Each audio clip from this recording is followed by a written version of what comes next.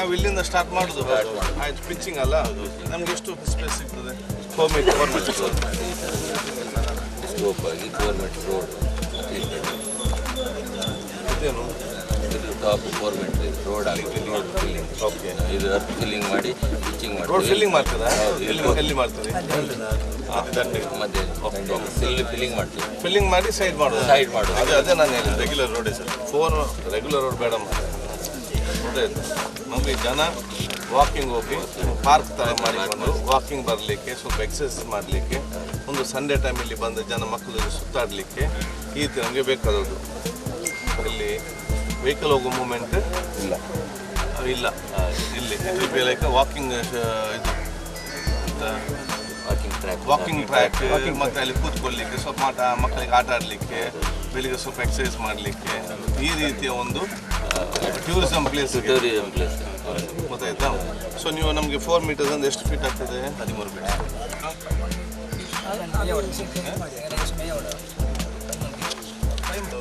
5 feet ಅಲ್ಲಿ ಒಂದು side garden ಗೊತ್ತಾಯ್ತಾ. ಔಟ್ ತೆಕ್ಕೋಗು ಚೇರ್ ವಾಕಿಂಗ್ ಪಾತ್ ಇದೆ. ಈಗ ಎಷ್ಟಿದೆ? ಈಗ 4 meter sir. 13 feet. 5 metre.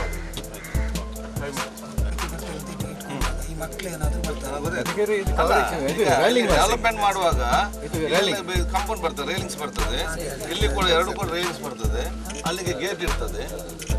Panchayat main ಇಲ್ಲಿಯ ಲೋಕಲ್ ಪ್ರಾಬ್ಲಮ್ ಬಹಳ ಚೆನ್ನಾಗಿ ಗೊತ್ತಿದೆ.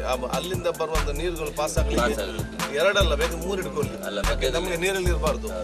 ಮತ್ತೆ ಪೈಪ್ ಪ್ರೊವಿಷನ್ ಮಾಡ್ತೀವಿ ಎಲ್ಲರೂ ಸಣ್ಣ ಸಣ್ಣ ನಾಲೆ ಬಂದು. ಅದು ಭೌಗೋಳಿಕವಾಗಿ ಇಲ್ಲಿ ವಾಸ್ತವ ಯಾರಿಗೆ ಗೊತ್ತುಂಟು, ಅದು ಇಲ್ಲಿಂದ ನೀರು ಬರ್ತದೆ ಅವರಿಗೆ ಗೊತ್ತು.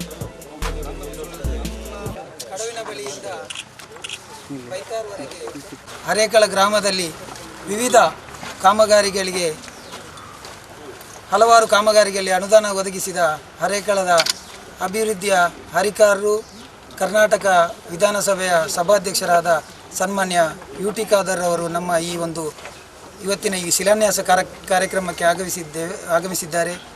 ಹರೇಕಳ ಗ್ರಾಮದ ಸರ್ವ ಜನರ ಪರವಾಗಿ ನಾವು ಈ ಕಾರ್ಯಕ್ರಮಕ್ಕೆ ಹಾರ್ದಿಕವಾಗಿ ಸ್ವಾಗತಿಸ್ತೇವೆ.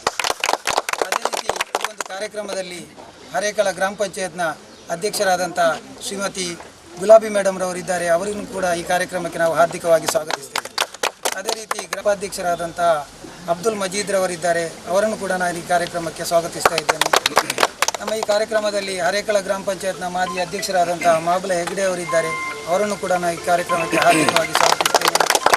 ಹರೇಕಳ ಅದೇ ರೀತಿ ಅಮ್ಲಮೊಗರಿನ ಅಧ್ಯಕ್ಷರಾದಂಥ ಇಕ್ಬಾಲ್ ರವರಿದ್ದಾರೆ. ಅವರನ್ನು ಕೂಡ ನಾವು ಈ ಕಾರ್ಯಕ್ರಮಕ್ಕೆ ಹಾರ್ದಿಕವಾಗಿ ಸ್ವಾಗತಿಸ್ತಾ ಇದ್ದೇನೆ. ಅದೇ ರೀತಿ ಕಾಂಗ್ರೆಸ್ ಗ್ರಾಮ ಸಮಿತಿಯ ಅಧ್ಯಕ್ಷರಾದಂಥ ಬಶೀರ್ ಅವರಿದ್ದಾರೆ. ಅವರನ್ನು ಕೂಡ ನಾನು ಈ ಕಾರ್ಯಕ್ರಮಕ್ಕೆ ಹಾರ್ದಿಕವಾಗಿ ಸ್ವಾಗತಿಸುತ್ತಾ, ಈ ಒಂದು ಕಾರ್ಯಕ್ರಮದಲ್ಲಿ ನಮ್ಮ ಎಲ್ಲ ಗ್ರಾಮ ಪಂಚಾಯತ್ನ ಸದಸ್ಯರು, ವಿವಿಧ ಘಟಕಗಳ ಅಧ್ಯಕ್ಷರು, ಉಪಾಧ್ಯಕ್ಷರುಗಳು, ಎಲ್ಲ ಮಾಧ್ಯಮ ವರ್ಗದವರು, ಅಧಿಕಾರಿ ವರ್ಗದವರು ಎಲ್ಲರೂ ಕೂಡ ಇದ್ದಾರೆ. ಎಲ್ಲರಿಗೂ ಕೂಡ ಒಂದೇ ವಾಕ್ಯದಲ್ಲಿ ಸ್ವಾಗತವನ್ನು ಮಾಡುತ್ತಾ ಈ ಒಂದು ಕಾರ್ಯಕ್ರಮವನ್ನು ನೆರವೇರಿಸಿಕೊಡ್ಬೇಕಂತ ನಮ್ಮ ಸಭಾಧ್ಯಕ್ಷರಲ್ಲಿ ವಿನಂತಿ ಮಾಡ್ತಾ ಇದ್ದೇವೆ. ಈ ಗ್ರಾಮವನ್ನು ಬಹುಶಃ ಹಂತ ಹಂತವಾಗಿ ಅಭಿವೃದ್ಧಿ ಪಡಿಸಿಕೊಂಡು ಬಹುಶಃ ಇವತ್ತು ಸಾರ್ವಜನಿಕ ಪ್ರಯೋಜನ ಆಗುವಂತಹ ಒಂದು ವಾತಾವರಣ ನಿರ್ಮಾಣ ಮಾಡೋ ಒಂದು ಜವಾಬ್ದಾರಿ. ಯಾಕೆಂತ ಹೇಳಿದರೆ ನಮ್ಮ ಕ್ಷೇತ್ರದ ಅಮ್ಲಮೊಗರು, ನಮ್ಮ ಕ್ಷೇತ್ರದ ಹರೇಕಲ, ನಮ್ಮ ಕ್ಷೇತ್ರದ ಪಾವೂರು ಮತ್ತು ನಮ್ಮ ಬೊಲಿಯಾರು, ಅದೇ ರೀತಿ ತುಂಬೆ ತನಕ ಬಹುಶಃ ಇದು ನಮಗೆ ದೊಡ್ಡ ಮಟ್ಟದ ಒಂದು ಪರಿಸರದ ಮತ್ತು ಪ್ರಕೃತಿಯ ಒಂದು ದೊಡ್ಡ ಕೊಡುಗೆ. ಎಲ್ಲವೂ ಕೂಡ ನಮ್ಮ ನೇತ್ರಾವತಿ ನದಿ ಬದಿಯಲ್ಲಿ ಇದೆ. ಸೊ ನದಿ ಬದಿ ಇದ್ದಂಥ ಸ್ಥಳವನ್ನು ನಾವು ನದಿ ಬದಿಯಲ್ಲಿದ್ದೆ ನಮಗೆ ಇಲ್ಲಿ ಏನು ಪ್ರಯೋಜನ ಇಲ್ಲ ಅಂತಲ್ಲ, ನದಿ ಬದಿಯಲ್ಲಿದ್ದಂಥ ಪ್ರಯೋಜನ ಹೇಗೆ ತಗೊಳ್ಬೇಕಂತ ಹೇಳಿಕೊಂಡು ನಾವು ಈ ಒಂದು ಪ್ರದೇಶಕ್ಕೆ ಯೋಜನೆ ನಾವು ರೂಪಿಸ್ತಾ ಇವತ್ತು ಇದ್ದೇವೆ. ಒಂದು ಕಾಲಘಟ್ಟ ಇತ್ತು, ಹರೇಕಲ, ಅಮ್ಲಮೊಗರು, ಪಾವೂರು, ಬೊಲಿಯಾರು ಅಥವಾ ಸಜ್ಪ ತನಕ ಕೂಡ ಯಾರು ಬರುವುದಿಲ್ಲ, ಯಾರಿಗೆ ಬೇಕು ಅಂತ ಹೇಳುವ ಒಂದು ಆಲೋಚನೆ ಎಲ್ಲರಿಗೂ ಕೂಡ ಇತ್ತು. ಬಹುಶಃ ನಮ್ಮ ಕೆಲಸ ಕಾರ್ಯಗಳ ಮುಂದಿನ ದಿನಗಳಲ್ಲಿ ನಮ್ಮ ಕ್ಷೇತ್ರ ಮಾತ್ರ ಅಲ್ಲ, ಇಡೀ ರಾಜ್ಯ ಮಾತ್ರ ಅಲ್ಲ, ರಾಜ್ಯ ಮಟ್ಟ ಜನಸಾಮಾನ್ಯರು ಹರೇಕಲದಂಥ, ಅಮ್ಲಮೊಗರದಂಥ, ಪಾವೂರು ಅಥವಾ ನಮ್ಮ ಸಜ್ಪ ಮತ್ತು ಬಲಿಯಾರ್ ಅಥವಾ ನಮ್ಮ ಸಜ್ಪ ನಾಡು ಎಲ್ಲ ಪ್ರದೇಶಕ್ಕೆ ಬಂದು ಹೋಗುವಂಥ ವಾತಾವರಣ ನಿರ್ಮಾಣ ಮಾಡೋ ಯೋಜನೆ ಅದು ನಮ್ಮ ಯೋಜನೆ ಅಂತ ಹೇಳಲಿಕ್ಕೆ ನಾನು ಇವತ್ತು ಇಚ್ಛಿಸ್ತೇನೆ. ಅದರಲ್ಲಿ ಪ್ರಥಮ ಹಂತವಾಗಿ ಈಗಾಗಲೇ ಈ ಒಂದು ಸೇತುವೆಗೆ ಡ್ಯಾಮ್ ಕಮ್ ಬ್ರಿಡ್ಜನ್ನು ನಾವು ಇವತ್ತು ಸ್ಥಾಪನೆ ಮಾಡಿದ್ದು. ಎರಡನೇ ಹಂತದ ಯಾಕಂತ ಹೇಳಿದರೆ ಇವತ್ತು ಇಲ್ಲಿಂದ ಹಿಡಿದು ನಾವು ಅಮ್ಲಮೊಗರವರೆಗೆ ಕೂಡ ಇವತ್ತು ನದಿ ಬದಿಯಲ್ಲಿ ನಮ್ಮ ಈ ಪಾರ್ಕ್ ಮತ್ತು ವಾಕಿಂಗ್ ಟ್ರ್ಯಾಕನ್ನು ನಾವು ಇವತ್ತು ನಿರ್ಮಾಣ ಮಾಡಿ ಜನಸಾಮಾನ್ಯರಿಗೆ ಪ್ರಯೋಜನ ಆಗುವಂಥ ಯೋಜನೆ ನಾವು ಇವತ್ತು ಹಮ್ಮಿಕೊಳ್ಳಲಿಕ್ಕೆ ನಾವು ಈಗಾಗಲೇ ತೀರ್ಮಾನ ನಾವು ಇವತ್ತು ಮಾಡಿದ್ದೇವೆ. ಎರಡನೇ, ಈಗಾಗಲೇ ಅರೇಕಲ ಗ್ರಾಮದ ಕಡವಿನಿಂದ ನಮ್ಮ ಬ್ರಿಡ್ಜಿಂದ ಹಿಡಿದು ಬೈತಾರು ನಮ್ಮ ಅರಕಲ ಗಡುವಿನವರೆಗೆ ಸುಮಾರು 6.5 ಕೋಟಿ ರೂಪಾಯಿಯಲ್ಲಿ ಇವತ್ತು ಇದಕ್ಕೆ ನಾವು ಶಂಕುಸ್ಥಾಪನೆ ಮಾಡ್ತಾ ಇದ್ದೇವೆ. ಅಲ್ಲಿಂದ ಮುಂಚೆ ಅಮ್ಲಮೊಗರು ಪ್ರದೇಶಕ್ಕೆ ಈಗಾಗಲೇ 2.5 ಕೋಟಿ ರೂಪಾಯಿ ಅನುದಾನ ಇವತ್ತು ಬಿಡುಗಡೆಯಾಗಿ ಮುಂದಿನ ದಿನಗಳಲ್ಲಿ ಆ ಕೆಲಸ ಕೂಡ ಪ್ರಾರಂಭ ಆಗ್ತದೆ. ಈ ಒಂದು ಸೇತುವೆಯಿಂದ ಹಿಡಿದು ನಾವು ಪಾವೂರು ಗ್ರಾಮದ ಇನ್ನು ದೋಟ ಮತ್ತು ಪ್ರಾವು ಗ್ರಾಮದ ಇನೋಲಿ ತನಕ ಕೂಡ ಸುಮಾರು ಒಟ್ಟಾರೆ ನಮ್ಮ ಅಂದಾಜು 20 ಕೋಟಿ ರೂಪಾಯಿಯ ಅಂದಾಜಿನ ನಮಗೆ ಇವತ್ತು ಈ ರೀತಿಯ ಒಂದು ರಸ್ತೆ ಮತ್ತು ಒಂದು ಸೌಂದರ್ಯೀಕರಣಕ್ಕೆ ಅಗತ್ಯ ಇದೆ. ಅದಕ್ಕೆ ಈಗಾಗಲೇ ನಾನು 10 ಕೋಟಿ ರೂಪಾಯಿಯನ್ನು ಬಿಡುಗಡೆ ಮಾಡಲಿಕ್ಕೆಲ್ಲ ಕ್ರಮ ಕೈಗೊಂಡಿದ್ದೇನೆ. ಮುಂದಿನ ಕೆಲವೇ ದಿನಗಳಲ್ಲಿ ಅನುದಾನ ಬಿಡುಗಡೆ ಆಗ್ತದೆ. ಆವಾಗ ಇದೇ ರೀತಿ ಆ ತಾರೀಕು ನಾವು ಮಾಡ್ತೇವೆ. ಮುಂದಿನ ವರ್ಷ ಇನ್ನು ಉಳಿದಂಥ ಕೆಲಸ ಕಾರ್ಯ ಕೈಗೆಲ್ಲಿಗೆ ಕೊಳ್ತೇವೆ. ಎಲ್ಲ ಅಭಿವೃದ್ಧಿ ಕಾರ್ಯಕ್ರಮಗಳು ಒಂದು ದಿವಸದಲ್ಲಿ ಒಂದೇ ವರ್ಷದಲ್ಲಿ ಆಗುವುದಿಲ್ಲ. ದೂರದರ್ಶಿತ್ವದ ಯೋಜನೆ ಅದು ಹಂತ ಹಂತವಾಗಿ ನಾವು ಅನುಷ್ಠಾನಕ್ಕೆ ಮಾಡುವಂಥ ವಿಚಾರ ಇವತ್ತು ಆಗ್ತದೆ. ನಾನು ಕೇಳೋದು, ಈ ಊರವರು ನಾವೇನು ಇವತ್ತು ಮೂಲಭೂತ ಸೌಕರ್ಯದ ವ್ಯವಸ್ಥೆ ಮಾಡಿ ಕೊಡ್ತೇವೆ, ಇದು ನಮ್ಮ ಆಸ್ತಿ ಸಂಪತ್ತು ಮಾತ್ರ ಅಲ್ಲ, ಇದು ನಿಮ್ಮ ಗ್ರಾಮದ ದೊಡ್ಡ ಮಟ್ಟದ ಆಸ್ತಿ ಸಂಪತ್ತಾಗಿದೆ. ಇದನ್ನು ಸದುಪಯೋಗ ಪಡಿಸಿಕೊಂಡು ಭವಿಷ್ಯದ ಜನಾಂಗಕ್ಕೆ ಇದನ್ನು ಇನ್ನಷ್ಟು ಉತ್ತಮವಾಗಿ ಕೊಡುವಂಥ ಜವಾಬ್ದಾರಿ ಅದು ನಿಮ್ಮ ಊರವರ ಹಿರಿಯರ ಕಿರಿಯರ ಗ್ರಾಮ ಪಂಚಾಯತ್ ಮತ್ತು ಮುಖ್ಯಸ್ಥರೆಲ್ಲರೂ ಇವತ್ತು ಜವಾಬ್ದಾರಿ ಆಗಿದೆ. ಅದು ಇಲ್ಲಿಯ ಸೌಂದರ್ಯ, ಇಲ್ಲಿಯ ಪ್ರಕೃತಿ, ಇಲ್ಲಿಯ ಸ್ವಚ್ಛತೆಯನ್ನು ತಾವು ಆಲೋಚನೆ ಮಾಡಿಕೊಂಡು ಅದು ಮುಂದೆ ತಗೊಂಡು ಜವಾಬ್ದಾರಿ ಊರವರು ವಹಿಸ್ಕೊಳ್ಬೇಕೆಂದು ಹೇಳಲಿಕ್ಕೆ ನಾನು ಇವತ್ತು ಬಯಸ್ತೇನೆ. ಅದಕ್ಕಾಗಿ ಅದು ಅಲ್ಲದೆ ನನ್ನ ಕ್ಷೇತ್ರ ವ್ಯಾಪ್ತಿ ಅದು ಕುಡಿಯೋ ನೀರು ಇರಲಿ, ಇಂದು ಏನೆಲ್ಲ ನಾವು ಯೋಜನೆ ಬಹುಶಃ ನನ್ನ ಚುನಾವಣಾ ಸಂದರ್ಭದಲ್ಲಿ ನಾನಿರಲಿ, ನನ್ನ ಪರವಾಗಿ ನನಗೆ ವಕಾಲತ್ತು ವಹಿಸುವ ನಮ್ಮ ಕಾರ್ಯಕರ್ತ ಮಿತ್ರ ಇರಲಿ, ನಮ್ಮ ಜನಸಾಮಾನ್ಯರು ಇರಲಿ, ಏನೆಲ್ಲ ಕೆಲಸ ಕಾರ್ಯ ನಾವು ಮಾಡ್ತೇವೆ ಅಂತ ಹೇಳಿದ್ದೇವೆ 100ಕ್ಕೆ 100 ಎಲ್ಲ ಕೆಲಸ ನಾನು ಮಾಡಿ ಕೊಡ್ತೇನೆ. ಅದಕ್ಕೆ ಬೇಕಾಗುವಂಥ ಎಲ್ಲ ವ್ಯವಸ್ಥೆ ಮಾಡಿದ್ದೇನೆ, ಮಾಡ್ತೇನೆ ಅಂತ ಹೇಳಿಕೊಂಡು ಎಲ್ಲರಿಗೂ ನಮ್ಮ ಕ್ಷೇತ್ರದಲ್ಲಿ ಕುಡಿಯೋ ನೀರಿನ ಯೋಜನೆಗೆ ಸದ್ಯಕ್ಕೆ ಕುಡಿಯೋ ನೀರಿನ ಯೋಜನೆಗೆ ಸಂಬಂಧಪಟ್ಟ ಹಾಗೆ ಮೊದಲ ಹಂತದ ಯೋಜನೆ ಏನು ಇವತ್ತು ನಾವು ಡ್ಯಾಮ್ ಮುಖಾಂತರ ನೀರನ್ನು ತಂದು ಶುದ್ಧೀಕರಣಗೊಳಿಸಿಕೊಂಡು ಉಲ್ಲಾಲ ಮತ್ತು ಎಲ್ಲ ಗ್ರಾಮಕ್ಕೆ ಕೊಡೋದು ಯೋಜನೆ ಇದೆಯಾ. ಎರಡನೇ ಹಂತ ಅದು ಬಹುಶಃ ಇವತ್ತು ಎಲ್ಲ ಗ್ರಾಮೀಣ ಮಟ್ಟಕ್ಕೆ ಏನು ಕೊಣಾಜಿಯಲ್ಲಿ ಅದು ನೀರು ಶೇಖರಣೆ ಶುದ್ಧೀಕರಣಗೊಳಿಸದೆ ಅದು ಮತ್ತೆ ರಿಟರ್ನ್ ಹೋಗಬೇಕು.